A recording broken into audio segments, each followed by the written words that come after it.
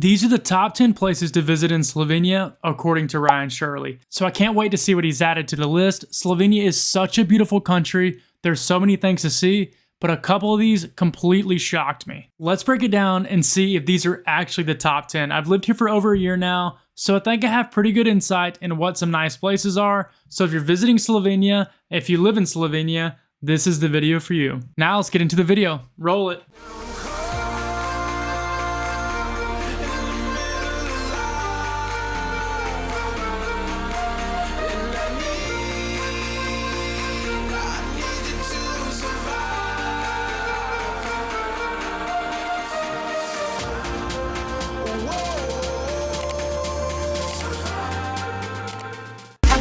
I have to say, Slovenia is one of the most underrated countries in all of Europe. From the Adriatic Sea to the Julian Alps, Slovenia has so many hidden gems waiting to be discovered. Let's start this video off at the fairy tale destination of Lake Bled.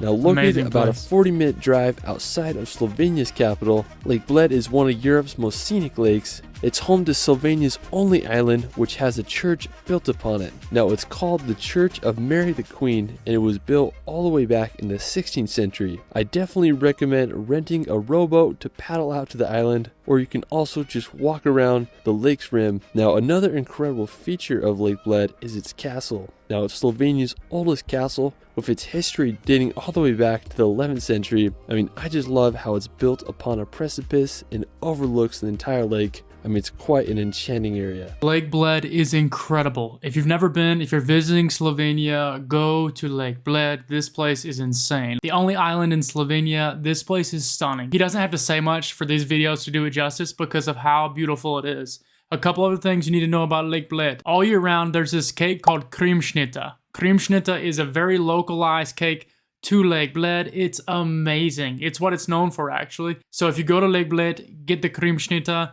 There's a lot of cafes around the lake, amazing spots there. And also in the summertime, you can swim in the lake. There's designated areas for swimming, and I went this past year and it was amazing. The swimming there is amazing. The water's so clear. So if you're going to Lake Bled, bring your swim trunks and a huge camera. You want to capture everything there. It is incredible. This is an amazing way to start. Let's keep going. Now after Lake Bled, we're going to head over to the coast to visit Piran. Located on a narrow peninsula in the Adriatic Sea, Piran was part of the Roman Empire back in 178 BC. During medieval times, it became part of the Republic of Venice, with much of its Italian influence still prevalent today. I just love its medieval charm and orange roof buildings. While you're there, you can visit the Tartini Central Square or take a walk around the edge of the town, marveling at the Adriatic Sea. And Piran is a hidden gem that deserves a visit. This is a place in Slovenia that I just can't get enough of. I've been here twice now. I've done 2 videos on that. I'll put them in the description. But this place is amazing. Piran on the coast is one of the coolest cities I've ever been to. The church on top of the hill is called Svetega Cerkev Jurija, which means the Church of St. George. It is absolutely stunning. From the church on top, you can see Italy and Croatia, the huge city of Trieste, and a few of the smaller Croatian coast towns. These views are incredible. The water's amazing. People are swimming all the time. If you're there in the summer, you can swim. Honestly, I think if you wanted to, you could probably swim at any time. This place is amazing. Make sure you go to Piran. If you're visiting Slovenia, add this to your list. It is a must visit. Absolutely stunning place. On top of that, they have incredible fresh seafood. My favorite seafood is called orada. Orada is translated in English as sea bream. It's a sea bream. It's a white meat fish. It's delicious. Trust me, get orada. You won't regret it. I've also created a map of the Slovenian coast that gives you all the local restaurants, places to eat, and what to see. If you're interested in that, it's in the description. Afterwards, we're going to head to the mountains to visit the Julian Alps. Now located in the northwestern corner of the country, the Julian Alps are home to the tallest mountains in all of Slovenia. They remind me a lot of the Italian Dolomites. Now the tallest peak of the Julian Alps. Let's just take a minute. Please just look at this with me. Look how insane this looks. It's so amazing. This is Triglav. This is the tallest mountain in all of Slovenia. They say you're not Slovenian until you hike Triglav. So if you want to become a Slovene, you need to hike Triglav. It's on my list, trust me. Do you think I should do it? Let me know below. Is Mount Triglav, which stands at an elevation of 2,864 meters. Now, one of my favorite peaks in the Julian Alps is called Mangart. It's located right on the Italian-Slovenian border, and what I like about it is that you can drive on Slovenia's highest road to get there. It's a little sketchy driving up there, but nothing like a good mountain drive. Now, on the Italian side of Mangart, there's this little alpine lake called Lago di Fucine that offers a spectacular view of Mangart's northern face. Now, another beautiful place in the Julian Alps is Lake Bohinj. Lake Bohinj is considered one of the most amazing places of all time in Slovenia. Lake Bled gets all the praise it deserves, but Lake Bohinj does not get enough. This place is stunning. If you're visiting Slovenia, check out Lake Bohinj. It's actually near Lake Bled, so you don't have an excuse not to go. Also in the Julian Alps, there's Kranjska Gora. I did a video on that. It's in the description, so check it out after this. The Julian Alps all around. There's a very small lake, and this small little town just wraps you around its finger. They also have skiing there, so if you're seeing this in the winter time, yes, you can ski at the place that's on the screen. It's the largest lake in all Slovenia, and it's just about a 30-minute drive from Lake Bled, and it's definitely less touristy. Now, there's a lot to do on the lake. You can take a ferry to reach the other side, or you can just take a nice stroll around the whole lake. It's just such a beautiful area with such enjoyable scenery. Now, afterwards, we're going to visit the river Soča. With its source being in the Julian Alps, the river Soča is... Okay, I'm not going to lie. This is one spot I haven't been in Slovenia. I know. I've lived here for over a year now, but somehow I still haven't been to the Soča Valley or to the river Soča like he's mentioning. I need to get there. When I go, what should I do? If any tourists are watching this video, let them know what to do below. It would mean so much to them, and it would mean so much to me. I need to go there. I know you're disappointed. Let's keep going and see how beautiful this is. Considered to be one of the most beautiful rivers in all of Europe, with its distinct, crystal clear emerald waters. Now, during World War I, the largest mountain battle in history took place here, which is pretty crazy to think about. Now, today, the river is a great place for kayaking and rafting. I mean, I'd love to just kayak down the whole river. Maybe I'll do that next summer. Anyways, just such a beautiful place. Definitely add that to your Slovenia bucket list. Now, afterwards, we're going to head over to Slovenia's capital, Ljubljana, of course. Ljubljana. Now, while Ljubljana is one of the smallest capitals in Europe, with a population around 300,000, it's considered to be one of Europe's greenest cities. Now, one thing I love about Ljubljana is how the river runs right through it. I mean, it makes it feel like you're not even in the city. When I visited Ljubljana, this is what I fell in love with. The beautiful Ljubljanica running right through the center of the city. It just wraps you around its finger. This city has so much charm. Only 300,000 people. It's so cozy. It's so comfortable. And the river running through it just adds this magical touch to the city. When I visited Ljubljana, I knew I had to live here. Stare at this picture with me. Imagine yourself sitting by the water, reading a book, enjoying a coffee, and just feeling that gentle breeze coming down the river right by your hair.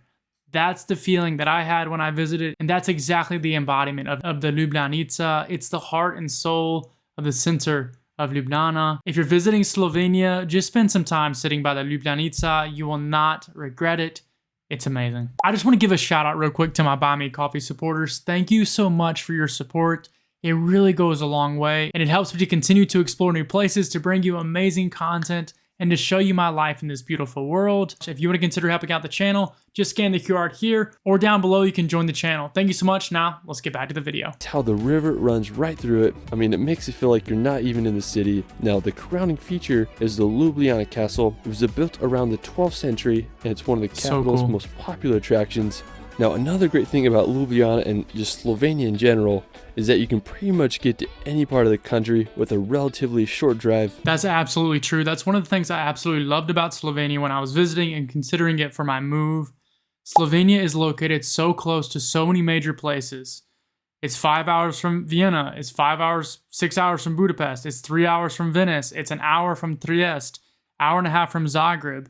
It's so close to so many amazing places. And by the way, if you're driving through the country, look at how beautiful it is. This country is so amazing. You can see that on these images. It's clear how beautiful this country is. So if you're looking to travel and go on a road trip, pick Slovenia. You will not regret it. It is stunning. Now, one of the most fascinating places in Slovenia is the Predjama Castle. All right, I gotta correct him here. It's called Predjama Castle. This place is incredible. Yes, I've done another video on it. Yes, it's in the description. This place is incredible. It's a cliff-hanging cave castle. Literally all the way underneath this thing and behind it there are caves. In the 1500s, there was actually a defense of this cave for over a year with supplies because they would sneak out into the cave and go outside of the castle where it was being attacked, and they would get supplies to continue to live there. The owner of the castle actually died because a cannonball went through the wall while he was using the toilet. This place is a very unique history, and it's amazing.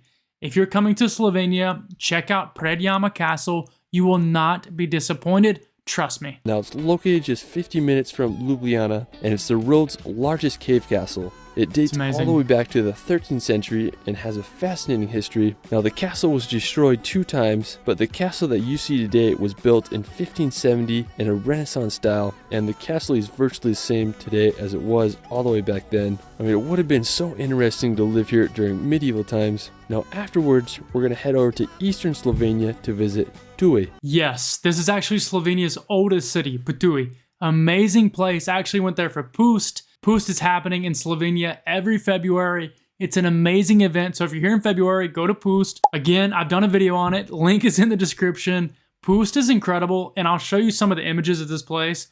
This city comes alive during this carnival. People are running around in this crazy mass. The vibes are high.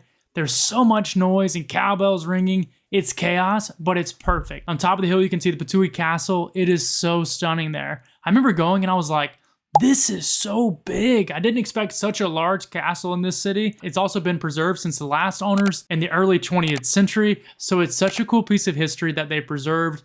This city is incredible, and it's absolutely a hidden gem of Slovenia. Now, located about an hour and a half's drive from Ljubljana, Ptuj is the oldest recorded city in Slovenia. It was inhabited during the Stone Age and served as a Roman military fort in 69 AD. Today, it's a charming city, and I love how the castle overlooks the town. Now, another great thing about eastern Slovenia is it's home to a beautiful wine country, and they're just endless rolling hills and vineyards that dot the landscape. I mean, just so beautiful to drive around there. Now, afterwards, we're going to head over to the Kamnik-Savinja Alps. Now, this may be one of my favorite parts of Slovenia. It's home to just stunning landscapes and alpine towns. There's a joke that everything in Slovenia comes from Kamnik. Kamnik is an amazing city, so much history. They actually found a woolly mammoth in the river there. If you have time and if you're driving around Slovenia, check out Kamnik. You will not be disappointed. Alpine towns. Now, one incredible place is the Logar Valley. It's one of the most beautiful alpine glacial valleys in all of Europe. I mean, it's truly a spectacular place. Now, on the southern side of the Kamnik Alps is the Velika Planina. I went to Velika Planina not expecting so much hiking. I left with an incredible sunburn, and I had an incredible time. There's a traditional Slovenian dish they serve here called žganci. Žganci is sour milk, buckwheat, and ocvirki, which is like pork fat, basically. It's amazing. It's so interesting, to be honest. I won't say it's my favorite Slovenian dish, but if you're looking for traditional Slovenian food, go to Velika Planina. You will not regret it. It's a UNESCO World Heritage Site because of the homes. The homes are so interesting. In the middle of the house is where the people live, and then around the house is actually a livestock barn. So the animals and the cows live around the house. And as you walk through Velika Planina, you're going to see cows everywhere. They are literally everywhere, but it's such an amazing green place. Yes, I did a video on it.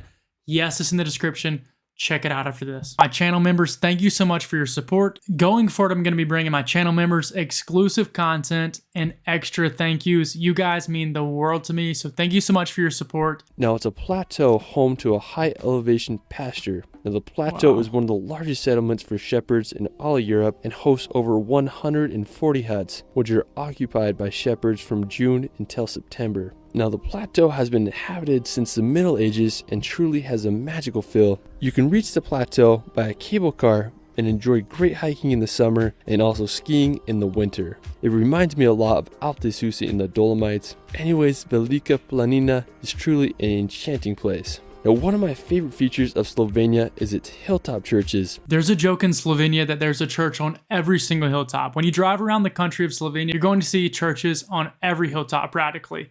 But there's actually a reason. During the Ottoman invasions, Slovenians built a ton of churches across hilltops, and one of the uses for them was to light massive bonfires if they saw Ottomans approaching. This alerted nearby cities, and other people that the Ottomans were coming. It's an incredible way that they preserve the history, but because of that, you're gonna see churches all across the hilltops of Slovenia. Truly, they are everywhere, and it's so amazing to see. I'm excited to see which ones he shows us, so let's get into it. They dot the landscape and create some of the most picturesque sceneries. One of the most notable is the Church of St. Thomas. It's located in the town of Selka and has one of the most enchanting views as it's perfectly placed on a hilltop with the Kamnik Alps in the distance. Another scenic chapel is the Church of St. Primoz and Felician. It's located in the town of Jamnik. And the church was built back in the 16th century and it offers one of the most beautiful settings with a path that leads up to the church with the backdrop of the Alps. I mean, it doesn't get more spiritual than a church in nature. Well, that is it for my Slovenia top 10. This picture right here absolutely sums up Slovenia. Absolutely stunning country, and I can't agree more with his list. There's so many amazing places that he mentioned,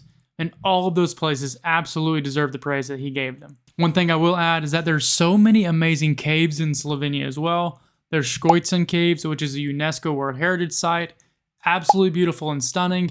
That is in the western part of Slovenia. It's called the Kras region. It is full of caves, which is amazing. There's also Postojna Jama, which is near Predjama Castle that we saw early in the video. Postojna Jama actually has a train that goes down into it.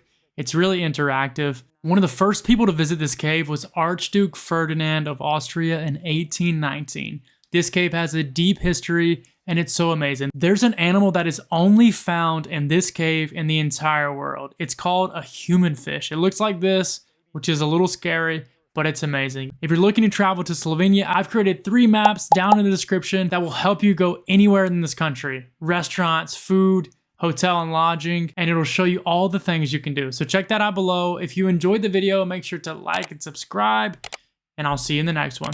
Cheers.